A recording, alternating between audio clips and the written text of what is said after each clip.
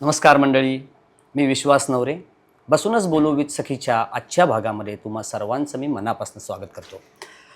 मंडळी, आज आपल्याबरोबर गप्पा मारायला जे आलेत, नाही, काहीतरी माझंच चुकतंय. आज आपण ज्यांच्या घरी गप्पा मारायला जाणार आहोत असे चित्रपटसृष्टी म्हणू नका, रंगभूमी म्हणू नका किंवा मालिका क्षेत्र म्हणू नका, असं एक दिग्गज नाव, देखणं व्यक्तिमत्व, गोड गळ्याचे, तितकंच गोड व्यक्तिमत्व अमोल बावडेकर यांच्या घरी आज आपण जाणार आहोत.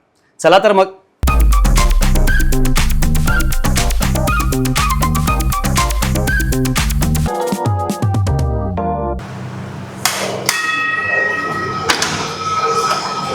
अमोल दादा, नमस्कार. नमस्कार. नमस्कार. बसूनच बोलू विथ सखीच्या आजच्या या भागामध्ये मी विश्वास नवरे तुझ्याच घरात तुझंच मनापासून स्वागत करतो. धन्यवाद. येस, कसा आहेस? बस आता मस्त आहे, ठीक आहे, टुणटुणीत आहे. आपण त्याच्यावरती येऊच या. पण कोणाच्याही घरी आपण जेव्हा जातो तेव्हा रिक्त हस्ताने जाऊ नये असं जे काही पूर्वापार आपल्याला सांगत आलेलं आहे. आणि जेव्हा आमच्या बसूनच बोलू विथ सखीचे जे काही आमचे गिफ्टिंग पार्टनर्स आहेत त्यांना जेव्हा कळलं की मी आज अमोलदाराच्या घरी जाऊन त्यांच्याशी गप्पा मारणार आहे, तेव्हा त्यांनी काही आठवण भेटी तुझ्याकरता दिलेत. त्याचा तो स्वीकार कर आणि मग आपण पुढच्या गप्पांना सुरुवात करूया. बरं. आपले पहिले गिफ्टिंग पार्टनर्स आहेत ऑरा एसेन्शियल म्हणून. हे बॉडी आणि बाथ केअरमध्ये आहेत. त्यांच्याकडनं ही एक छोटीशी आठवण भेट. हो हो, थँक्यू. आपले दुसरे गिफ्टिंग पार्टनर आहेत टँगल टेल म्हणून. ही एक नाशिकची ॲडव्होकेट आहे. क्रोशे आर्ट जो प्रकार आहे लोकरीपासनं, तर तिकडच्या काही महिलांना घेऊन ती त्यांना रोजगाराच्या संधी उपलब्ध करून देते. तिच्याकडनं हे एक एविल आय गाडीसाठी खास तुझ्यासाठी. अरे फारच गोड आहे हे, मस्त. तिसरे गिफ्टिंग पार्टनर आहेत चिल्ला स्टाईल म्हणून, जे पर्सनलाइज गिफ्ट्स, मग कॅप्स, टी शर्ट्स वगैरे असं जे बनवतात. त्यांच्याकडनं ही एक छोटीशी आठवण भेट तुला. नंतर उघडून बघूया आपण. जरूर. आपले चौथे गिफ्टिंग पार्टनर्स आहेत हॉटेल आमराई 69, खेड शिवापूर टोल नाक्याच्या आधी आणि सासवड पुरंदर रोडवरती यांची 2 हॉटेल आहेत. तर त्यांच्याकडनं तुला एक एलिट मेंबरशिप कार्ड आहे. केव्हाही कुठे गेलास त्यांचं स्टे आणि फूडवरती तुला ते उत्तम डिस्काउंट मिळेल. हो हो हो, थँक्यू. आपले 5वे गिफ्टिंग पार्टनर्स आहेत ज्याची प्रचंड आवड तुला आहे याची मला कल्पना आहे. हेमंत सुगंधी भांडार, अरे वा. डोंबिवली, HSB ब्रँड या नावाने फेमस आहे. हॅपी सेंटेड बिगिनिंग, 52 वर्ष जुना ब्रँड आहे. त्यांच्याकडनं ही एक आठवण भेट, सुगंधी आठवण भेट. कमाल कमाल, याच्यासाठी डबल थँक्स. सो 15 जून, फार त्या विषयावरती मला स्वतःला बोलायचं नाही, कारण त्या कटू आठवणी किंवा आत्ता 15 जून नंतर सातत्याने तू अनेकांशी या विषयावरती बोललाय, त्याच्या आधी बोललेलो आहे. पण एक थोडक्यात 15 जून ते 2 जुलैचा बालगंधर्वचा संध्याकाळचा प्रयोग, 18 दिवसामध्ये म्हणजे हृदयविकाराचा जो झटका आपण म्हणतो, ज्याच्यामध्ये 100% ब्लॉकेजेस झालेले होते. आणि लगेचच 15 ते 17व्या दिवशी तू प्रयोगाला उभा राहतोस. ही एनर्जी, मुळात तू खूप एनर्जेटिक आहेस, याच्याबद्दल म्हणजे आम्हाला सगळ्यांना कोणालाही शंका नाही किंवा दुमत नाही आहे. तर तो एकंदरीत हे 17 दिवस हे थोडक्यात आपण जाणून घेऊया. फार त्याच्यावरती आपल्याला चर्चा करायची नाही आहे. जरूर जरूर. पहिल्यांदा तर मी हे सांगेन की जो काही हृदयविकाराचा झटका आला ते जनरली जसे आपल्याला कळतं की आता मला काहीतरी त्रास होतो आहे, तसं मला काही झालं नाही. मला फक्त असं वाटलं की मला गॅसेससारखा त्रास होतो आहे, एखादा ढेकर वगैरे आला तर बरं होईल म्हणून मी सोडा वगैरे घेतला किंवा अँटासिड घेतली, कारण 2-3 दिवस मला जरा ॲसिडिटीसारखं वाटत होतं. पण तो हार्टचा काही त्रास असेल असं काही हे नाही, कारण आम्ही जागरणं वगैरे करतो. आपण आता जागरणं करतो तेव्हा थोडीफार ॲसिडिटी होते प्रत्येकाला. मी अँटासिड घेतली, छान रात्री झोपलो. आदल्या दिवशी सकाळी पुन्हा तोच त्रास सुरू झाला. त्यावेळेला मी माझ्या बायकोला सांगितलं की असा असा त्रास होतो आहे अजूनही. तर तिने ब्लड प्रेशर वगैरे चेक केलं, तेही नॉर्मल होतं. सो बाकी त्रास काहीच नव्हता. मला फक्त गच्च वाटत होतं मध्ये आणि असं वाटत होतं की एखादा ढेकर आला तर बरं वाटेल. सो मी अँटासिड घेतली, परत एक गॅसेक्स घेतली, या टॅबलेट्स येतात तर त्या मी घेतल्या आणि मला असं वाटलं थोड्या वेळात बरं होईल, पण थोड्या वेळाने मला हाताला मुंग्या यायला लागल्या म्हणून टाळ्या वाजायला लागल्या. तर ती स्वतः डॉक्टर असल्यामुळे तिला काहीतरी जाणवलं आणि तिने लगेच आमचे जे फिजिशियन आणि काय म्हणतो आपण त्याला कार्डियॅक सर्जन आहेत त्यांना कॉल केला आणि सांगितलं की सर मी अमोलला घेऊन येते, जरा तुम्ही या. ही गोष्ट आहे पहाटे 5:30 वाजताची. बरं. तर ते म्हणाले अरे हॉस्पिटलमध्ये मी सांगून ठेवतो तू जा. ती बोलली नाही तुम्ही या. सो असं म्हटल्यानंतर त्यांना जरा शंका आली, ते स्वतः आले आणि त्यानंतर त्यांनी मला काहीतरी थ्रम्बोलाईज म्हणून असा एक काहीतरी प्रकार असतो जो इमिजिएटली करतात. एक इंजेक्शन दिलं, 7-8 गोळ्या दिल्या खायला. त्या खाल्ल्यानंतर मला असं वाटलं वाव आय एम नॉर्मल ना, मला अजिबात त्रास होत नाही. म्हणून मी त्यांना विचारलं की मग हे असलं जे काय औषध दिलं तसंच घेऊन मी एक 3 तास प्रयोग करून येऊ शकतो का? कारण मला त्रास काहीच होत नाही आहे. बरं मी मेडिकल पर्सन नाही आहे, मला कळायला त्याचा सिरियसनेस. म्हणून माझ्याकडनं विचारलं गेलं त्यांना, पण ती ऑफकोर्स परवानगी दिलीच नाही, कारण त्यांना माहीत होतं की काय झालं आहे. आणि तिथून मला हॉस्पिटलमध्ये शिफ्ट केलं. मी हार्डली 20 मिनटात पोचलो असेल. एस हार्ट हॉस्पिटल म्हणून आहे कांदिवली वेस्टला. प्रितेश पंजाबी सर आहेत, डॉक्टर सर्जन हार्ट स्पेशलिस्ट, त्यांचंच ते अख्खं आहे. ओके. तिथे गेल्यावर 1-2 मिनटात मला दुसरा अटॅक आला. बरं. हां, म्हणजे आधी जे त्रास होत होता तो अटॅक होता. दुसऱ्या वेळेला अटॅक आला. त्यावेळेला मला तर काहीच समजलं नाही. मी जस्ट झोपून होतो, आजूबाजूला बघत होतो. थोडंसं मला डीम झाल्यासारखं वाटलं की डोळे मिटावेत आणि परत उघडावेत, एवढंच मला ते झालं. आणि त्यावेळेला त्यांनी मग धावपळ केली आणि इमिजिएट, कारण आधी असं बोलणं झालं होतं थ्रम्बोलाईज केलं आहे तर आजचा दिवस जाऊ दे, उद्या एन्जिओग्राफी करू आणि उद्या बघू काय करायचं ते ठरवू. पण हे झाल्यानंतर ते धावाधाव करून त्यांनी एन्जिओग्राफी बरोबरच एन्जिओप्लास्टी, कारण एन्जिओग्राफी करता करता असताना कळलं की 100% ब्लॉक मेन LED ला, त्यामुळे ते रेस्क्यू PC काहीतरी म्हणतात, ते करून त्यांनी मला 100% मी बघितलं चक्क स्क्रीनवर आणि मी शांत होतो, कारण मला छातीत कळ येणं अमुक तमुक असं काहीच झालं नव्हतं. मी शांत होतो. ते झाल्या झाल्या आतमध्ये येऊन 1 तासाने ब्लड प्रेशर केलं, तेही माझं 120-80 इतकं नॉर्मल होतं. तर त्यामुळे तेच म्हणाले. मग ब्लड 3दा चेक केलं दिवसातनं 2 दिवस. कुठेही माझे पॅरामीटर्स हल्ले नाहीत. नो शुगर, नो कोलेस्ट्रॉल आणि नो ब्लड प्रेशर. मग मी डॉक्टरांना विचारलं की मग 100% ब्लॉक असण्याचं कारण काय होतं? बरोबर. म्हणजे असं सांगता येत नाही. कधी कधी फॅमिली हिस्ट्री असते, कारण माझ्या आई वडिलांच्याकडनं दोन्ही साईडनी मला हार्टचा हे येऊ शकतो. सो बाकी ते फक्त एवढंच म्हणाले की तुझ्या फिटनेसमुळे तू यातनं चटकन बाहेर पडतो आहेस, क्या बात आहे. अदरवाईज ह्यात सर्वाईव्ह करणं मुश्किल आहे 100% ब्लॉकमध्ये. सो मी असं म्हणतो की देवाने ते सगळं जुळवून आणलं आणि नटेश्वरांनी मला ती ताकद दिली की आदल्या दिवशीपर्यंत मी प्रयोग करत होतो त्या अवस्थेत. सो मला हा एक पूर्वी देखील अनुभव आला होता की अतिशय आजारी असताना तरी मी हट्टाने उभा राहिलो आणि माझे ते त्रास संपले. ही 2006ची गोष्ट आहे. 2006ला मला ब्लड प्रेशर खूप हाय झालं होतं, म्हणजे 240 वगैरे गेलं होतं. ICUमध्ये होतो 3 दिवस. 4थ्या दिवशी माझं नॉर्मल झालो, स्टेबल, आणि मी नॉर्मल वॉर्डला आलो. आणि 5व्या दिवशी मी यशवंतरावला प्रयोग होता तो प्रयोग केला. ती माझी एनर्जी नव्हती, ती त्या स्टेजची एनर्जी होती.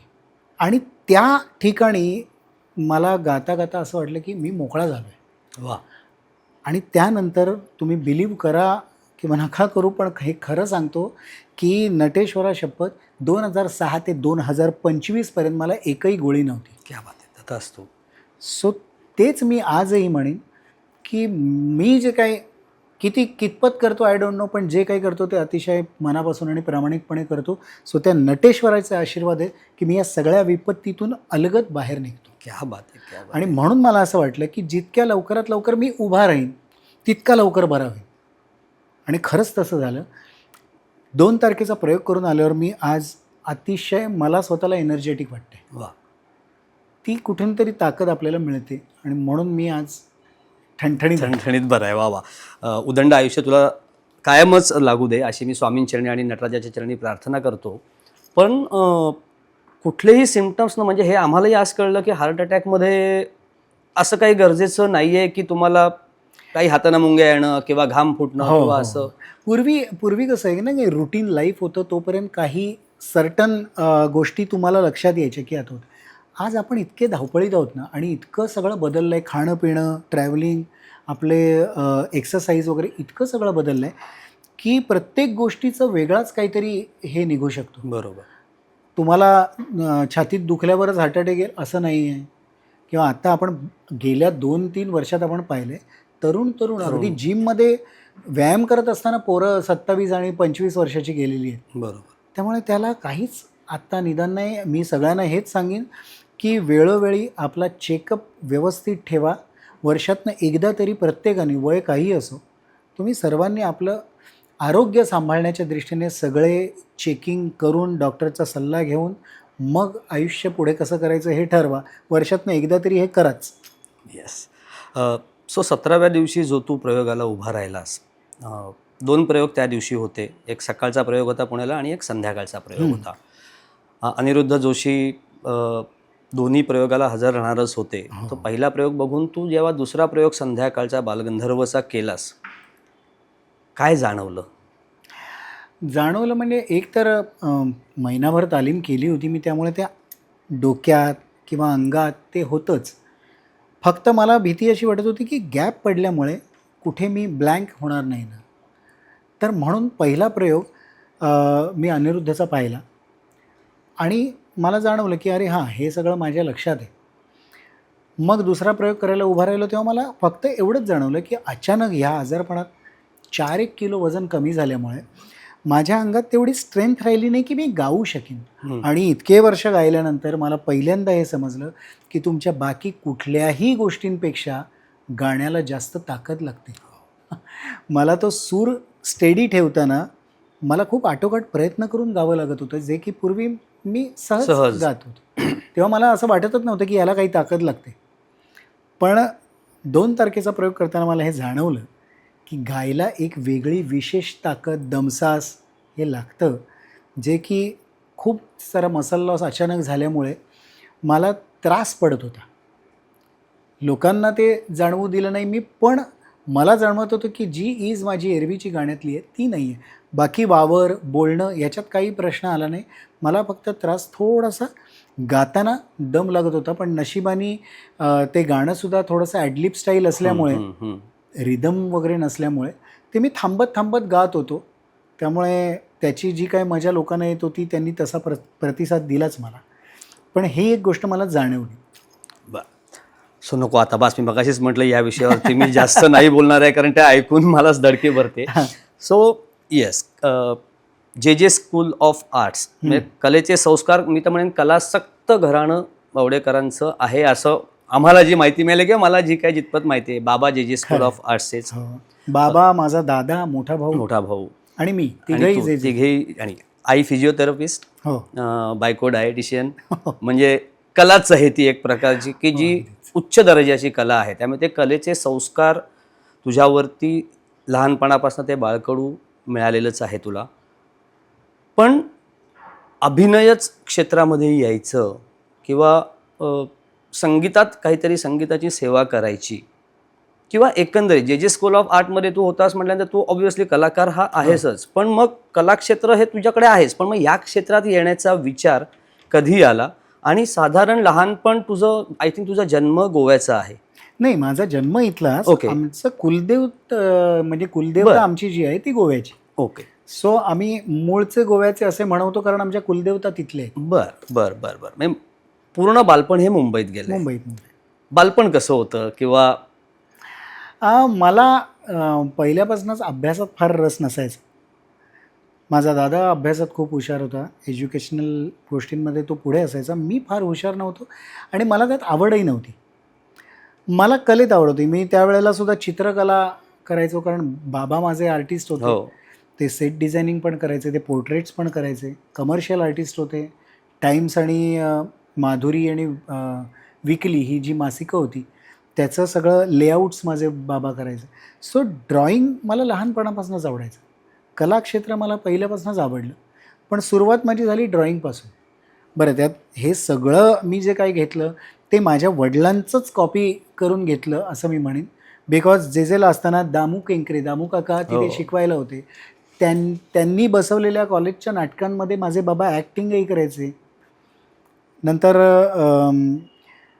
अभिषेकी बुवांकडे माझे वडील गाणं शिकलेत 70 सालात, ज्या वेळेला दादरला राहायचे बुवा, त्यावेळेला तिथे माझे बाबा त्यांच्याकडे जवळजवळ 3 ते 4 वर्ष गाणं शिकले. पण नंतर बुवा लोणावळ्याला शिफ्ट झाल्यामुळे मग ते गाणं राहिलं. पण ते गात होते बाहेर आणि अभिषेकी बुवांची गाणी, अरुण दातेंची गाणी वेगवेगळ्या ठिकाणी कार्यक्रमांमध्ये ते सादर करायचे, कुमारजींची गाणी. तर मी असं म्हणेन की मी ती गाणी पण ऐकली आहेत. आणि आपल्याकडे जनरली असं असतं ना की हे बाबा कसे गातात गाऊन दाखव. लहान मुलगा बाबा काय करतात ते लगेच ॲक्टर असेल तर बाबा कशी ॲक्टिंग करतात, हे पूर्वीचे संस्कार आहेत. त्यामुळे त्या हिशोबात मी गायला लागलो. बरं. बाबांची ॲक्टिंग करताना मी गायला लागलो. बाबांचे उच्चार, बाबांच्या हरकती, फिरत असेल गळ्यातली, हे सगळं मी नॅचरली उचलत गेलो. त्याबरोबर मी ड्रॉइंग पण करत होतो. ॲक्टिंगचा बाज मला तितकासा माहीत नव्हता. पण 8 वर्षाचा असताना बाबांनी एक नाटक बसवलं होतं, ज्याचे नंतर 5-6 प्रयोग केले फक्त आम्ही. ते बसवलं होतं कॉलनीसाठी. बरं. कॉलनीतल्याच सगळ्यांनी घेऊन. त्यात मी एक पांगळ्या मुलाची भूमिका केली होती. प्रेषित नावाचं नाटक होतं ते. ओके. आणि ती 8 वर्षाचं असताना मी केलं होतं. मला नाही कळलं की मी ॲक्टिंग करतोय किंवा काय करतोय, मी केलं. पण ते नाटक बघून मोहन काकांनी, मोहन वाघांनी सोनचाफा म्हणून यशवंत दत्तांचं नाटक येणार होतं, त्यासाठी मला ती भूमिका करेल का अमोल, असं बाबांना विचारलं. आमच्या आईने साफ नकार दिला. अरे आधीच तो अभ्यास करत नाही, त्याला 10वी वगैरे होऊन जाऊ दे, मग काय करायचं ते करू दे, तोपर्यंत काय करणार नाही तो. त्यामुळे त्यावेळेला ते नाही झालं. आणि माझ्याही मनात कधी मी ॲक्टिंगकडे जाईन असं वाटलं नव्हतं. पण ते होतं कुठेतरी मे बी. आणि मग गाणं शिकायला सुरुवात झाली सुरेशजींकडे, पंडित सुरेश. हां. त्यांच्याकडे गाणं शिकायला लागल्यानंतर मला गाण्याची जास्त आवड किंवा अट्रॅक्शन असं झालं. बरं, कुठेतरी मला ॲक्टिंगचं आत असल्यामुळे मी चक्क कॉपी करू शकतो इतपत मी सुरेशजींचं गाणं गायला लागलो. म्हणजे आज सनईचा सूर मार्केटमध्ये माझं वाचलं, पण लोकांना वाटतं की हे सुरेश वाडकरांनी गायलं आहे. सो मी ते श्वास कसा घेतात, ते कुठला उच्चार, लचा उच्चार कसा करतात, रचा उच्चार टिपिकल आहे. सुरेशजींचा र आणि ल हा टिपिकल आहे. हा दुसरा कोण गायक तसा गायत नाही. त्यामुळे ते कॉपी करणं इतकंच काय, तर त्यांचे कपडे, ते झब्बा लुंगी घालतात, तर मी माझ्या घरात झब्बा लुंगी घालून सुरू झालो होतो. इतकी मी त्यांची कॉपी केली. फोनवर जर मी बोललो तर, हे मागे पण मी सारेगमच्या वेळेला हा किस्सा सांगितला होता की एकदा उत्तराताईंशी मी 15 मिनिट सुरेश आहे म्हणून बोललो होतो. अर्थात हे माझं डोकं नव्हतं, हे त्यांचीच मुलगी मानसी केळकर, ही माझी खूप चांगली मैत्रीण होती. आम्ही दोघं एकत्र गायचो. तिची ही खोडी होती की तिने कराय, तू बोल रे, मी आईला सांगितल्यानंतर मी सांगितलं असं करून. पण मी ॲज अ सुरेश वाडकर मी उत्तराताईंशी 15 मिनिट बोललो होतो. फोन ठेवला ते बोलून, आणि मग मानसीने फोन करून सांगितलं, आत्ता कोण बोललं तुझ्याशी? सुरेशचा फोन आला होता. नाही म्हणे, अमोल बोलला. सो इतकं मी कॉपी करायला लागलो होतो त्यांची. त्याचा ऑफकोर्स कुठेतरी तोटाही मला झाला, कारण मी मग नंतर कुठलंही गाणं गायलं, कुठच्याही गायकाचं गायलं तरी ते मी सुरेशजींसारखं प्रेझेंट करू शकत होतो, आणि तसंच करत होतो नकळत. बरोबर. मग एकदा यशवंत देवांकडे आम्ही गेलो होतो. या देवकाकांकडे मी त्यांना म्हटलं की अहो, कोणीतरी ओळख करून दिली. देवकाका, हां अमोल वाडकर. हो, मी गाणं ऐकलं आहे याचं, छान गातो. नाही पण हा तुम्हाला याची खासियत माहिती ना, आणि डोळे मिटले ना आता असं वाटतं सुरेश वाडकर आहे. अरे वा वा वा म्हणाले, छान. आणि डोळे उघडल्यावर मी म्हटलं एक्झॅक्टली काका, मी त्याचसाठी तुमच्याकडे आलो आहे. मला थोडंसं माझं गाणं बदलायची इच्छा आहे, पण मला कळत नाही आहे कसं. ते म्हणाले, अरे सोपं आहे, तू इमिटेट चांगलं करतोस कोणालाही, माझ्या पद्धतीने गा. 1-2 लाईन नंतर मी त्यांच्यासारखं गाऊन दाखवलं त्यांना. Very good. आता ह्या गायका अरुण दातेंची कॅसेट ऐकवली, तसं गाऊन बघ. त्यांचा तो कंपन आहे आवाजामध्ये, ते आण, उच्चार तसे कर. ओके. सो त्यांनी मला हे सांगितलं की फक्त सुरेशी ऐकू नकोस. आता तू वेगवेगळ्या गायकांना कॉपी कर, आणि मग तुझा आवाज सारेगम तू स्वतःच्या आवाजात गातोस की नाही, मग त्या आवाजातच एखादं गाणं. त्याचे काही व्यायाम सांगितले मला की माझं नाव अमोल वावडेकर आहे असं म्हणून तू एखादं गाणं सुरू कर. बर. हां, म्हणजे उदाहरणार्थ माझं नाव अमोल बावडेकर आहे, अबीर गुलाल, माझा आवाज, हो. असं करत त्यांनी मला त्यातनं बाहेर काढलं. सो मग मी थोडंसं वेगळ्या पद्धतीने गायला लागलो, थोडासा माझा आवाज बदलला, डिक्शन बदललं. हे सगळं देवकाकांची मेहरबानी होती. पण स्टील माझं फर्स्ट लव सुरेशजी. हो, कारण जवळपास 13 एक वर्ष सुरेशजींकडे तालीम हो, घेतलेली 12-13 वर्ष मी त्यांच्याकडे शिकलो, अगदी शून्यातून. अर्थात मी आधी माझा गळा तयार झाला होता, पण मी 10वी नंतर शिकायला गेल्यामुळे, अच्छा. हां, मी 10वी झाल्यानंतर गाणं शिकायला सुरुवात केली. त्यामुळे ते त्यांनी आधीच सांगितलं की याच्या गळ्यावर संस्कार झालेत, आता फक्त याला तू जे गातोयस ते काय गातोय एवढंच मला त्याला सांगायचं आहे, तर ते होऊन जाईल म्हणाले. आणि मग त्यांच्याकडे मी खूप, त्यांच्यामुळे मला गाणं अधिक आवडायला लागलं. आणि मग मी ठरवलं की गाणं हे करिअर करूया. म्हणजे सुरुवातीच्या काळात मी फक्त गायक म्हणून काम करतो. तर रादर अल्फा टी व्ही जेव्हा होता त्यावेळेला मी मृगजळ चित्रपटासाठी सुरेशजींच्याच अगेन्स्ट बेस्ट सिंगर म्हणून नॉमिनेट होतो. क्या बात आहे. अर्थात गुरु तो गुरु असतो, गुरुच प्राईज घेऊन गेला ते. पण मला त्यांच्याबरोबर कुठेतरी लोकांनी रेकग्नायझेशन दिलं, आज याचं मला भरभरून कौतुक वाटतं. वा. मग एवढं सगळं गाणं आणि हे संगीत सगळं चांगलं चालू असताना अभिनय या क्षेत्राकडे कसा वळला? अभिनय क्षेत्राकडे वळलो ते म्हणजे आदेश बांदेकरमुळे. बर. एक मंथन नावाचा कार्यक्रम होता हो. आणि मी सुरेशजींच्या तालमीत तयार झाल्यामुळे निर्विकार चेहऱ्याने फक्त गाण्यातून फील आला पाहिजे असं आम्हाला कायम शिकवलं होतं. वेडी वाकडी तोंड करायची नाहीत गाताना, फार हातवारे करायचे नाही. तुम्ही बसलाय त्या ठिकाणी तुमचं हाय पिच लो पिच सगळं लागलं पाहिजे. हे नाही पाहिजे. ते दोन्ही तुम्ही सरळ चेहरा ठेवून गाऊ शकला पाहिजे. हे सुरेशजींचं शिक्षण अंगात असल्यामुळे मी निर्विकार चेहऱ्याने फक्त गायचो. एक दिवस आदेशनी मला सांगितलं, बरं तोही ग्रुप फार मोठा होता.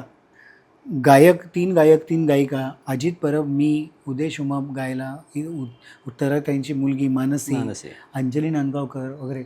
आणि पुढे ॲक्ट करायला पॅडी होता, निलेश होता, नंतर असे बरेच सारे खूप लोक होते. सुभाष नकाशे डान्स करायला होता. सो आताची जी मोठी नावं आहेत ती त्यावेळेला तिथे काम करत होती. आणि मग आदेशनी काही गोष्टी अशा बसवल्या की हात तुझा हातातून गाताना तू ना मानसीचा हात धरून ये, इथे बस आणि एकमेकांशी तुम्ही जसं काही त्यांच्याचसाठी गाताय असं ॲक्ट करून गा. मला घाम फुटला. मी म्हटलं मला गाणं जमतं बाबा, हे सगळं नाही जमत. अरे काय नाही रे, कर तू. मग त्याची तालीम वगैरे प्रॉपर केली. तेवढ्याच पेसची, अख्खं गाणंही नव्हतं ते, एकच अंतरा गायचा होता तो. पण तो अक्षरशः मला असं व्हायचं, थरथरत हात मी यायचो. कारण मला टेन्शन गाण्याचं नव्हतं, मला त्या गोष्टीचं टेन्शन होतं की हे करता करता गायचं आहे मला. कारण आम्हाला निर्विकार चेहऱ्याने काही एक्सप्रेशनलेस गायची सवय, हे असं करायचं म्हणजे मला घाम फुटायचं. मग ते अंगवळणी पडलं. मग त्याच्यानंतर मला हमाल दे धमाल या गाण्यामध्ये हमालाचा वेश करून उडी मारून आज स्टेजवर यायचं आणि ही बजरंगाची कमाल हमाल दे धमाल हे गायचं. अर्थात सुरेशजींचंच गाणं होतं त्यामुळे ते कठीण जात नव्हतं मला. असं करत करत आदेशनी मला काही गोष्टी करायला लागल्या. आणि ते कुठेतरी कधीतरी मला वाटतं केदारनी पाहिलं, केदार शिंदेंनी, आणि ते टूरटूर नाटक करत होते. हो. तर त्यात पण प्रशांत दादांनी जी भूमिका केली होती बंगाल्याची, जो गायक पण आहे, त्यासाठी मला विचारलं. तुम्ही त्यालाही तेच सांगितलं, बघ हे छोटं छोटं करणं वेगळं आणि ॲक्टिंग फुल नाटकामध्ये काम करणं वेगळं, मला काही एक्सपिरियन्स नाही आहे. त्याला काही नाही रे, होऊन जाईल. हे सगळे आजूबाजूचे दिग्गज आणि खरंच श्रेयस तळपदे, अंशुमन विचारे, सतीश राजवाडे, पराग कुलकर्णी, स्वतः केदार होता, मकरन अनासपुरे होता, हे सगळे आजूबाजूला असल्यामुळे तुम्हाला हे तुझ्याकडनं करून घेतील ना, तू कशाला टेन्शन, तू गाण्यावर फोकस कर, बाकीचं आम्ही करून घेतो. ओके म्हटलं. देवदत्त साबळ्यांचं संगीत होतं आणि ते माझं कमर्शियल म्हणजे व्यावसायिक रंगभूमीचं माझं पहिलं नाटक टूरटूर. आणि ते सुद्धा ह्या सगळ्या लोकांबरोबर. ते केल्यानंतर सुद्धा माझा फोकस गाण्यावरच होता. मी खूप सारे कार्यक्रम करत होतो.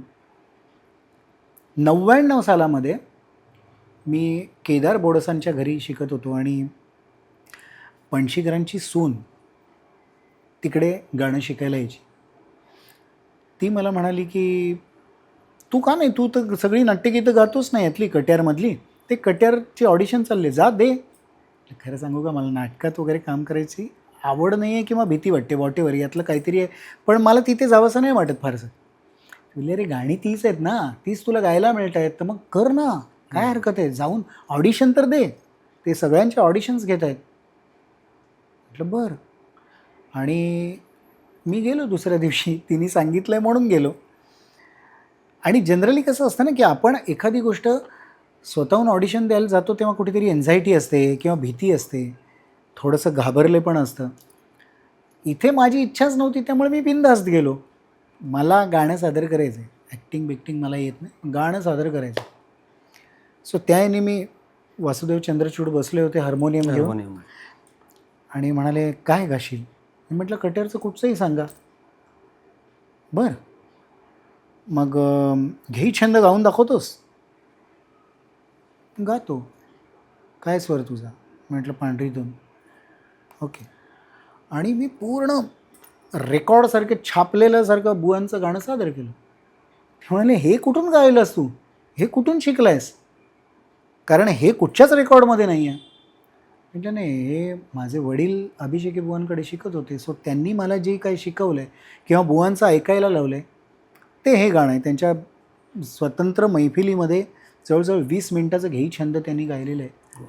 त्याच्यात मला बऱ्याच जागा मिळाल्या, असं ह्या जागा बुवांच्या मला त्यांच्याकडनं मिळाल्यात, वडिलांकडनं. हरकत नसेल तर त्यातली एखाद दुसरी जागा हो, आपल्या प्रेक्षकांसाठी. म्हणजे जसं मिटता कमल दल मिटता मिटता मिटता मिटता मिटता मिटता मिटता कमल दल मिटता कमल दल. आता ह्या नॉर्मल नाटकांमध्ये कोणी घेतल्या नव्हत्या, या बुवांनी घेतलेल्या जागा आहेत. सो किंवा एका ठिकाणी ते ह्या सालक वराळीमधनं केदारमध्ये घुसतात, ती जागा तर आणि कोणीच गायली नव्हती आधी. म्हणजे होय बंदी हा मृंग तरी सोडिना ध्यास, तरी सोडिना ध्यास, तरी सोडिना ध्यास. इथून ते केदार सुरू करतात, तरी सोडिना ध्यास. हा संपूर्ण केदार. तर त्या सालगवराळीमधनं केदारमध्ये आणणं आणि केदारमधनं पुन्हा सालगवराळीमध्ये जाणं, हे नॉर्मल घेई छंद गाताना कोणी गात नव्हतं, पण हे बुवांनी एका मैफिलीत केलं होतं, जे मला माहीत होतं, मी सादर केलं. तर ते त्यांना असं वाटलं, अरे तू तयारीत गातोस, तू दुसरं गाणं गा. मग मी मुरलीधर श्याम गायलो, मग सुरतपी आगा, असं करत करत त्यांनी माझ्याकडनं सगळी गाणी, तुझी मला काय बसवायचीच गरज नाही, तुझी सगळी गाणी सेट आहेत म्हणे. मी म्हटलं हो, मी गातो regularly. Very good very good. मग मी पंतांना त्यांनी सांगितलं की माझ्याकडनं हा मुलगा ओके आहे, मला काहीच करायची गरज नाही, त्याला सगळंच येतं आहे. पंत म्हणाले व्हेरी गुड, चला मग आपण स्क्रिप्ट वाचूया. ओके. वाचायला घेतलं, स्पष्ट उच्चारात पोथी वाचल्यासारखं मी स्क्रिप्ट वाचलं. वा. मला म्हणाले अरे हे काय वाचतोयस तू. मी म्हटलं हो तुम्हीच सांगितलं ना स्क्रिप्ट वाच. अरे पण तू पोथी वाचल्यासारखं वाचतोयस, असं नाही, डायलॉग फॉर्ममध्ये वाच. डायलॉग फॉर्ममध्ये म्हणजे मी म्हटलं मी ॲक्टिंग बिक्टिंग फार केलेलं नाही. 94 सालामध्ये मी एक टूरटूर नावाचं नाटक केलं आहे, त्यातसुद्धा मॅक्झिमम माझं गाणं होतं. तुम्ही सांगाल त्या पद्धतीने मी कॉपी करीन, पण तुम्ही स्वतंत्र, आता तू तुझ्या पद्धतीने, माझी कुठली पद्धत नाही म्हटलं, मी आधी काम केलंच नाही. बरं चल व्हेरी गुड, मग उलट चांगलं आहे, मी मेहनत करून घ्यायची माझी तयारी आहे. तुझी तयारी आहे का मेहनत करायची, मी सांगीन तेवढा वेळ येशील, येईन ना, काहीच प्रॉब्लेम नाही. मग माझी सुरुवात खऱ्या अर्थाने रंगभूमीवर उभं कसं राहायचं इथपासनं पंतांनी करून घेतली. क्या बात आहे. म्हणजे मी असं म्हणेन की पहिलाच गुरु इतका सक्षम मिळाला मला की उभं कसं राहायचं, डायलॉग कसे इमॅजिन करायचे, कसे बोलायचे. तुम्ही एखादी सोलोलुकी असेल तर तो अख्खा प्रसंग कसा डोक्यात घ्यायचा. शब्दविसर म्हणाले, प्रसंग लक्षात घे. प्रसंग काय, त्याबद्दल तू काय करतोयस, काय बोलतोयस, काय इमॅजिन करतोय, ह्यावर ते डायलॉग अवलंबून आहेत. त्यामुळे डायलॉगमध्ये अडकू नकोस. तो फील कर, तो प्रसंग काय, तू कशासाठी बोलतोय. असं करत करत एक एक स्टेप बाय स्टेप त्यांनी आधी माझी 2 महिने तालीम घेतली. आणि कसं असायचं, सकाळी मी जायचो, 8:30-9ला पोचायचो. नाट्यसंपदाचं ऑफिस शिवाजी मंदिरच्याच इथे होतं, हो. वरती. तिकडे जायचो, पंत यायचे, वाचन करायचे, 1 पेज दिवसाला. असं करत त्यांनी माझ्याकडनं ते, मग तू कसं बोलशील, मग काय बोलशील, मग ती पद्धत कशी पाहिजे, तुझा रोल काय आहे, ते कॅरेक्टर काय आहे, किती सॉफ्ट आहे, किती हार्श आहे, त्याला गाण्याविषयी काय वाटतं. असं करत करत करत त्यांनी ते 1-2 वाजेपर्यंत, म्हणजे 1 वाजेपर्यंत तालीम घ्यायचे. मग आम्ही जेवायचो आणि 2 वाजल्यापासून नाटकाच्या तालमीत मी उभं राहायचो. असं करत करत त्यांनी मला कट्यारसाठी तयार केलं. पण तो माझा तिथे बेस झाला की लिटरली मला आज बरं वाटतं की कुठच्याही दिग्दर्शकाला नंतर, अरे तू कसा उभा आहेस, तुझं जेस्चर कसं पाहिजे, तू काय, हे नंतर कधीच कोणाला सांगावं लागलं नाही. हे सगळे आशीर्वाद मला पंतांकडनं पंतांचे मिळाले. आहेत. वा वा वा वा. म्हणजे थोडक्यात पहिलाच गुरु या क्षेत्रातला, कला क्षेत्रातला एवढा दिग्गज मिळाल्यानंतर मग पुढच्या सगळ्याच गोष्टी अगदीच सहज घडत गेल्या असतील. हो, पण मी हे नेहमीच माझ्या प्रत्येक गप्पांमध्ये मी हेच सांगितलं आहे की माझं नशीब इतकं चांगलं आहे की गाण्याचं क्षेत्र असू दे, चित्रकलेचं असू दे किंवा अभिनयाचं असू दे, मला कायम इतके देवाच्या कृपेने कमाल गुरु मिळाले. गाण्याच्या क्षेत्रात सुरेशजी, यशवंत देव, हृदयनाथ मंगेशकर, पंडित रत्नाकर पै, जे जयपूर घराण्याचे असे गायक होते की एखादा अनवट राग शिकायसाठी अभिषेकी बुवा त्यांच्याकडे येऊन ऐकायचा. हा बात. त्यांच्याकडे मला शिकायला मिळालं. केदार बोडस, म्हणजे नारायणराव बोडसांचे चिरंजीव, हो. ज्यांनी स्वतःला गाण्यात वाहून घेतलं होतं, तो मला गाणं इतके दिग्गज मला गुरु गाण्यात मिळाले. तसेच अभिनय क्षेत्रामध्ये पंत, त्यानंतर अविनाश नारकर, नंतर आपले केंद्रे सर, वामन केंद्रे सर. सो असे लोक अर्थात हे काम करताना शिकवत गेले नंतर. सो मला जाऊन कुठे अकॅडमीमध्ये ॲडमिशन घेऊन ॲक्टिंग, अभिनय शिका वगैरे अशी वेळ नाही आली. कारण अभिनयाच्या काय म्हणतो आपण त्याला, युनिव्हर्सिटीज मला साक्षात शिकवत होत्या समोरासमोर. सो कुठे ना कुठेतरी त्या आशीर्वादाने मी आज अभिनेता म्हणून उभा राहिलो आहे, असं मी म्हणजे अगदी स्पष्टपणे सांगू शकतो. वा वा. आता वेगवेगळ्या प्रकारच्या भूमिका, वेगवेगळ्या धाटणीच्या भूमिका तू केलेल्या आहेस, ज्या आम्हीही पेलेल्या आहेत.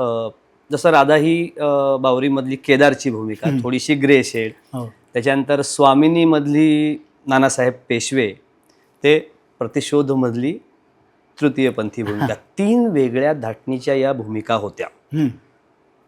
जास्त भावली कुठची आणि जास्त चॅलेंज कुठल्या भूमिकेसाठी घ्यायला लागलं किंवा करायला लागलं? तशा सगळ्याच भूमिका आपल्याला आपण म्हणतो की चॅलेंज हां, असतं. मी ॲक्च्युली तेच सांगेन. कारण काय असतं, ज्या वेळेला एखादी नवीन गोष्ट तुमच्या समोर येते, ती तुम्हाला येत नसते.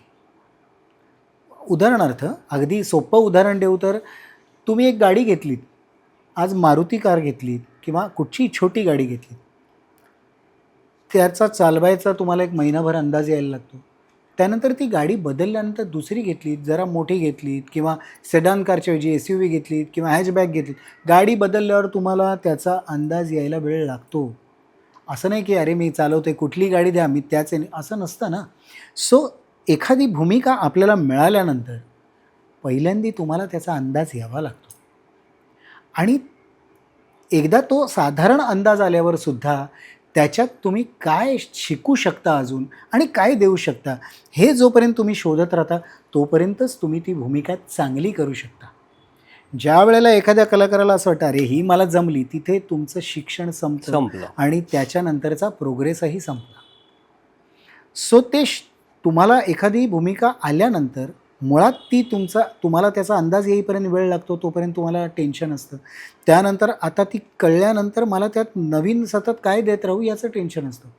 सो कुठलीही भूमिका शेवटपर्यंत, ती भूमिका संपेपर्यंत आव्हानात्मकच असते. ती तुमच्याकडनं त्या आव्हानातून घडत जाते आणि लोकांना आवडली तर त्याचे आशीर्वाद आपल्याला मिळतात. पण मी असं कधीच नाही म्हणणार की ह्यातली कुठची भूमिका मला भावली, कारण मला प्रत्येकच कठीण जात होती. उदाहरणार्थ, मी कुठच्याही भूमिकेला ना, मला जर कुठे अडचण आली की मी लगेच अभिदादाला फोन करतो, कारण तो मला कायम ॲक्सेस देतो. कधी फोन केला तरी तो माझ्यासाठी अवेलेबल असतो. अभिदादा म्हणजे अविनाश नारकर. हो. आणि तो माझा वन ऑफ द गुरुच असल्यामुळे माझी कुठलीही शंका मी पहिली त्याला विचारतो. उदाहरणार्थ, गणपती बाप्पा मोरयामध्ये नारदाची भूमिका मला मिळाली आणि तेव्हा जीवन त्यांनी हिंदीमध्ये ती इतकी फेमस करून ठेवली होती की त्यानंतर जे कोणी नारद आले ते नारायण नारायण हेच करायचं, कारण ते जीवन साहेबांनी इतकं अजरामर करून ठेवलं होतं. तर मला असं आलं की आता मी काय वेगळं करू? नारद मी वेगळा कसा? सगळे दिसले तसंच मी दिसणार, मी काय वेगळं देऊ? मग मी अभिदादाला फोन केला. अभिदादांनी मला सांगितलं की हे बघ अमोल, नारद हे स्वर्गातले वन ऑफ द गायक होते आणि कोइन्सिडेंटली बाकीच्या सगळ्या नारदांमध्ये फक्त तू गायक आहेस. वा. मग तू विचार कर त्याचा उपयोग कसा करून घेता येईल. म्हटलं हां, हे तर करेक्ट आहे. म्हणजे नारद जर खरे नारद असते तर ते गायक असतील तर ते प्रत्येक ठिकाणी एकाच टोनमध्ये का गातील? म्हणजे नारायण नारायण हे प्रोत झालं, हे का करतील असं? ते वेगवेगळं करतील. मग मी त्याच्यावर वर्कआउट असं केलं की माझा जो काही प्रसंग चालू असेल त्या मूडप्रमाणे मी तो एखादा राग वापरून किंवा तशी सुरावट वापरून मी नारायण नारायण म्हणायला लागलो. उदाहरणार्थ, एखादा गंभीर याचं सांगाय नारायण नारायण, किंवा मी काय सांगतोय की पृथ्वीवर असं झालं, त्यांनी हाहाकार मागजवलाय, नारायण नारायण, त्याला नारायण नारायण हॅपी याच्यात, असे मी खूप वेगवेगळे नारायण आणि ते अपील झालं लोकांना की अरे वा, हे काहीतरी वेगळं आहे. बरोबर. ते त्या जीवनसाहेबांच्या आणि इतर नारदांच्या भूमिकेपेक्षा वेगळंही वाटलं आणि लोकांना आवडलंही. ही एका दिग्गज माणसाकडनं जी शिकवणी किंवा आपल्याला टीप मिळते त्याच्यावर आपण करू शकतो. दुसरं उदाहरण स्वामिनीचंच. माझ्या अपोजिट ऐश्वर्या नारकर, कसलेली अभिनेत्री. मला भीती वाटायला लागली की मी तिच्यासमोर लहान वाटीन की काय, कारण वयाने आम्ही साधारण आसपास असलो तरीसुद्धा अभिनयाने ती खूप प्रगल्भ आहे. मग मी त्यात कुठेतरी छोटा वाटीन का वगैरे अशी भीती मला वाटायला लागल्यावर पुन्हा मी आमच्या आविदादाला फोन केला. म्हटलं अरे नानासाहेब पेशव्यांचा आवाज आणि ते भारदस्त असेल, माझा सॉफ्ट आवाज आहे, तर मी कसं काय नानासाहेब पेशवा करायचा? त्यावर त्यांनी परत मजेदार उत्तर दिलं मला सांगितलं की हे बघ, नानासाहेब पेशवे खरे कोणी पाहिलेत का आत्ताच्या कुठल्याही पिढीने? नाही. त्यामुळे आपण ॲझ्युम करतो की नानासाहेब पेशवे कसे असतील. तर नानासाहेब पेशवे कसे असतील हा विचारच करू नकोस, कारण तू एका कुठच्या तरी टाईपमध्ये अडकशील. मग तू हा विचार कर की अमोल बावडेकर जर नानासाहेब पेशवा असता तर त्यांनी काय केलं असतं. वा वा वा वा. करेक्ट आहे की नानासाहेब पेशवा मुळात गायक असता, त्याला गाण्याची आवड असती. नानासाहेब पेशव्याचा आवाज गायक असल्यामुळे असाच असता, पण तरी अधिकार आहे अंगात की मी सांगीन ते समोरच्याला पाळायलाच पाहिजे. मग तो जोर मी कसा दाखवला असता. अमोल बावडेकर जर आज नानासाहेब पेशवे असता तर त्यांनी काय, तो कसा वागला असता सगळ्यांशी, हे करायचं. हे त्याच्या एका टिपवरनं मला कळलं आणि त्याप्रमाणे मी नानासाहेबांची भूमिका केली आणि लोकांना ती प्रचंड अप्रिशिएट आवडली. ऐतिहासिक भूमिका झाली किंवा ग्रेसेड झाली, पण प्रतिशोधमधली ती उभी करताना म्हणजे मी आत्ता जसे चालत होतो यूट्यूबवरती काही, तुझ्या एका इंटरव्ह्यूमध्ये, तुमचा इंटरव्ह्यू चालू आहे, तू त्या तृतीयपंथी गेटअपमध्येच आहेस आणि 2-3 वेळा अगदी ब्लाऊज असं हे करून आणि ती साडी बिडी इंटरव्ह्यूमध्ये तू नीट केलीस. म्हणजे तो घरंदाजपणा पण तिथे ती कुठेही ते वेगळं वाटता कामा नये. आणि ती भूमिका, कारण इथे पुरुषालाच पुरुषाची भूमिका करायची आहे, पण इथे पुरुषाला ही एक वेगळी भूमिका करायची आहे, त्याच्याबद्दल काहीतरी आम्हाला ऐकायला आवडेल. कारण ती खूप गाजलेली आणि माझ्या अगदी प्रचंड मला ती खूप आवडलेली होती. हां, म्हणजे ज्या वेळेला तो रोल माझ्याकडे आला, मला विचारलं गेलं, तेव्हा ऑडिशनमध्येच आम्हाला वेगवेगळ्या पद्धतीने ऑडिशन मी केल्या होत्या, की संपूर्ण स्त्रीसारखा, कारण तृतीयपंथ्यांमध्ये सुद्धा खूप वेगवेगळे प्रकार आहेत. काही मेल तृतीयपंथी आहेत, काही फिमेल तृतीयपंथी आहेत. बरं. हां, तर त्यामुळे त्याच्यात खूप फरक असतो. सो मला पहिल्यांदा माझा अटायर काय असणार आहे हे सांगितलं, की साडी असणार आहे आणि तू आई असणार आहेस, पण तृतीयपंथी. त्यावेळेला मला पहिलं असं वाटलं, की जर तो ती व्यक्तिरेखा आई म्हणून समाजापासून लपून राहतीये, तृतीयपंथी असूनही, तर त्यांनी हे आई पण का स्वीकारलं असेल? तर लोकांपासनं खरी ओळख लपवून एक बाईसारखं वावरण्यासाठी, बाईसारखं वावरून तो आई झाला आहे एका मुलीची. तृतीयपंथी आहे तेवढं लोकांना कळतंय की हा तृतीयपंथी आहे, पण तो आई झाला आहे. मग त्याच्यातलं बाई पण जास्त दिसायला पाहिजे पुढे. मग ते बाई पण कसं दिसेल? तर मग त्याच्यात फारसा आवाज न बदलता, कारण तृतीयपंथी बाईसारखं बोलत नाही, तरी सुरुवातीला मी त्यात थोडं बाई पण आणत होतो बिकॉज अटायर. पण नंतर मला असं कळलं की नाही, तो पूर्ण तृतीयपंथी, आणि कदाचित पुढे जाऊन तो तृतीयपंथी आहे की नाही याच्यावर शंका येईल. सो तू पुरुष आहेस तर तू थोडासा तृतीयपंथी जास्त कर. ओके, मग मी तो आवाज माझा तसाच ठेवून मी बाकीच्या लकबी स्त्रियांसारख्या कशा होतील याच्यावर लक्ष केंद्रित केलं. आणि ही भूमिका ज्या वेळेला आली त्यावेळेला मग मेन अटायर होता साडी. आणि मला कुठच्याही भूमिकेमध्ये मी जे ड्रेसिंग किंवा जो काही मेकअप किंवा कॉस्च्युम म्हणा, मेकअप म्हणा, किंवा बाकी गोष्टी फेटे वगैरे असतील ते म्हणा, ते मला स्वतःला करायला आवडतात. बरं. आणि का करायला आवडतात याचं रिझन असं आहे की तुम्ही पण शूटिंग केलं आहे, तुम्हाला अंदाज असेल की मेकअप आर्टिस्टची टीम असते, ड्रेसमनची टीम असते. प्रत्येक ठिकाणी प्रत्येकजण प्रत्येक वेळेला तुम्हाला तोच माणूस समोर येईल खरं. तुम्हाला तयार करायला असं नसतं. प्रत्येकाच्या हातात बदल असतो, तो आपल्याप्रमाणे मेकअप करतो. ड्रेस तर ठीक आहे, तो काय बदलत नाही, पण तरी एखादा फेटा असेल तर तो वेगळा बांधला जातो प्रत्येक वेळेला. शेप वेगळा येईल, नाही तर काहीतरी वेगळं होईल. सो मला तसं नको असतं कधी. एकदा माझी भूमिका म्हणून मी पहिल्यांदा मेकअप दादांकडनं करून घेतो की तुम्हाला काय हवं आहे ते सांगा, कारण तो नेहमी पहिला मेकअप जो करतो तो ते मेकअप दादा जे मेन असतात, ज्याची कंपनी असते, तोच करतो. सो तो पहिल्यांदा दाखवतो की हे, कारण ते चॅनलने अप्रूव्ह केलं असतं. सो तो एकदा मेकअप मला कळलं की हां, मी असा दिसायला हवा आहे, ओके. मी असा फेटा बांधायला हवा आहे, ओके. मग तो कसा बांधला आहे मला शिकव. मग तो मी शिकून घेतो. मग एकदा तो माझ्या हातातून आला की माझा हात तसाच फिरणं, माझा फेटा कधीच शेप बदलणार नाही, कारण तो माझाच हात आहे. त्याचं लकब आणि ते कधी फरक नाही येणार. माझा मेकअप आहे, माझा हात, माझा चेहरा कधी बदलणार नाही. सो ह्या गोष्टीसाठी, आणि ही सुद्धा मला सवय पंतांनी लावली. पंतांनी मला 5 प्रकारची वेगवेगळी धोतर नेसायला शिकवलं. बरं. हां, त्यांना अजून खूप येत होतं, पण त्यांनी तुकाराम भूमिका केली तेव्हा तुकारामांची पगडी मी स्वतः हाताने बांधत होतो, जी की फेटा रेडीमेड येतो तसाच शेप येतो. आणि पौर्णिमानी जेव्हा फिल्म केली तुकाराम महाराजांवर, तेव्हा तिने मला सांगितलं की तू कसा बांधतोयस तर मला दाखवशील का, आमच्या ड्रेसमॅनला दाखव. वा. आणि मी ते दाखवलं होतं, कारण मला तो स्वतःला बांधता येत होता. सो तो एक कुठेतरी उपयोग होतो तुम्हाला. तसंच ही भूमिका आली त्यावेळेला मला हा हट्ट होता की साडी मी नेसणार, भले तिथे ताई असू देत नेसवायला, पण साडी मी नेसणार. मग मी ते शूटिंग सुरू व्हायच्या आधी मला बायकोनी रोज साडी, मी तिला सांगितलं की तू साडी नेस आणि जरा फिर माझ्यासमोर.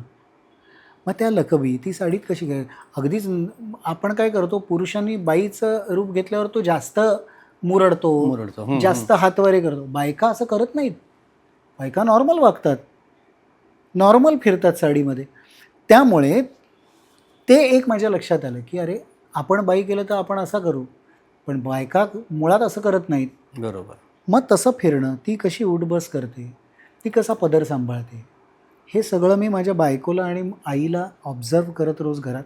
मग मी कधीतरी साडी नेसून, सुरुवातीला मला ती जमायची नाही तेवढी, पण नंतर शूटला मी त्या ताईंना मला मला सवय करू, तुम्ही जिथे अडेल तिथे सांगा पण मी नेसणार, असं हट्टाने मी नंतर साडी मी नेसायला लागलो. मेकअप माझा मी करायला लागलो. आता बायका जरी बाहेर जाऊन मेकअप करत असतील तरी डेली बेसिसवर बायका बाहेर जातात का? नाही, नाही जात. त्या बरोबर. स्वतःचं स्वतः करतात. मग तो मेकअपही मीच करणार. मग ते लायनर असो किंवा काही असो.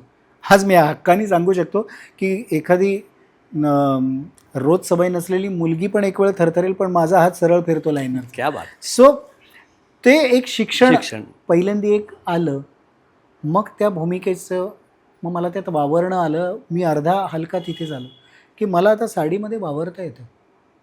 मला काहीच सांगायला लागत नाही. बायका जे जे करतात ते सगळं माझ्या अंगात आलं आहे. आता मला फक्त ती भूमिका सादर करायची, ते डायलॉग आणि ते टेम्परामेंट मला सांभाळायचं. हेच मला ते काम सोपं झालं तिथे अर्ध. बरं, पण मग हे काम करत असताना आता तू सांगितलंस की साडी नेसायचं हे तू आईकडनं, वहिनीकडनं किंवा शिकलास. आवाजाचे चढ उतार तू गायक असल्यामुळे ते कदाचित अगदी लीलया तुला सहज साध्य झाले असतील. हो, पण या गोष्टीची ओळख मला विक्रम दादांनी करून दिली, गोखले सरांनी. विक्रम गोखलेंनी, मला माहीत नाही, मी असंच नाटकाच्या प्रयोगासाठी टिळक स्मारकला गेलो होतो. तिथे मला निरोप आला की तुला विक्रम दादांनी बोलवलं आहे. त्यांचं बाजूला एक शिबिर चालू होतं, कार्यशाळा चालू होती अभिनयाची. मी गेलो. त्यांनी त्यांच्या स्टुडंटला विचारलं, आता आपण अमोल बावडेकरशी गप्पा मारत. तेव्हा अवघा रंग चालू होतं माझं. अवघा रंग एकची झाला पाहिलं होतं विक्रम गोखलेंनी आणि भरभरून कौतुक केलं होतं माझं. आणि अधेमध्ये भेटूया रे आपण चित्रपट करता आला तर बघूया बरोबर. ते पुढे झालं नाही, पण त्यांनी ती ओळख शेवटपर्यंत मला म्हणजे ते प्रेम दिलं इतक्या मोठ्या माणसाने. सो त्यांनी मला तिथं कार्यशाळेत बोलवलं आणि आपण अमोल बावडेकर आला आहे, तुम्ही सगळे ओळखता, आपण याच्याशी गप्पा मारणार आहोत, तुम्हाला वाटेल ते प्रश्न विचारा, असं एक टास्क मुलांना दिलं. आणि मुलं विचारत होती, त्याच्यावर मी बोलत होतो. एक 5-7 प्रश्न झाल्यावर त्यांनी थांबवलं. तुम्हाला कळलं का अमोल काय करतोय? खरं तर मलाही कळलं नव्हतं मी काय करतोय. मी आपला जशाला तशी उत्तरं देत होतो. तुम्ही ज्या स्वरात प्रश्न विचारता त्या स्वरात त्याचं उत्तर येतं आहे, ते त्याला मॅच होतं. इवन चढ उतार असतील तर ते आपोआप मॅच होतात, कारण तो गायक आहे. त्याला ते सूर त्याच्याही नकळत असेल पण ते त्याला कळत आहेत. मग काही वेळेला कोणी हाय पिचला दिलं तर तो त्या बाईच्या हाय पिचला नाही जात, पण त्याला बॅलन्स करून कुठेतरी त्या सप्तकात तो सूर, म्हणजे आपण ज्या गाण्यामध्ये कॉन्ट्रा वापरतो, एक गंधार, एक षड्ज, एक पंचम, सो तो आपोआप मॅच होतो. त्यावेळेला मलाही कळलं की अरे हे माझ्या नकळत होतं मे बी. सो मग मी त्याच्यावर जास्त लक्ष द्यायला लागलो की हां, हे मग मला ते करता येईल का, कसं करता येईल, किती मॅच करू शकतो मी. एखाद्याचा ड्रॉप झाला आवाज तर ते उचलून धरणं पण असतं, बरोबर. मी पण तसाच ड्रॉप झाला तो उपयोग नाही, मग ते कसं करता येईल, ह्या गोष्टी मला तिथपासनं जास्त कळायला लागल्या. किंबहुना मी त्यावर लक्ष द्यायला लागलो. आणि मग ते चढ उतार मला जास्त कम्फर्टेबली माझ्या गळ्यात नाही यायला लागले. पण मग ह्या सगळ्या प्रोसेसमध्ये कधी तृतीयपंथींशी भेटून त्यांच्याशी बोलणं वगैरे किंवा असं काही झालेलं होतं का? कारण एवढा बेमालूमपणे तू ते भूमिका तू झालं होतं ॲक्च्युली. कारण सुरुवातीला जसं तृतीयपंथी आल्यावर लोक घाबरतात, तसा मीही माझ्या बालपणात किंवा तरुणपणात घाबरत होतो. जरा हे नको असं असायचं. पण माझा दादा जगन मित्र होता. एकदा असंच झालं, आम्ही रिक्षातून जाताना एक तृतीयपंथी जसं मागायला येतात सिग्नल तसा आला आणि अरे शैलेश तू आहे, मेरे को आगे तक छोडेगा क्या, अरे बैठ ना, असं म्हणून दादानी जागा दिली त्याला बसायला. आणि मी घाबरलो होतो. टेन्शन नको घेऊ म्हणाला, आपला मित्र आहे.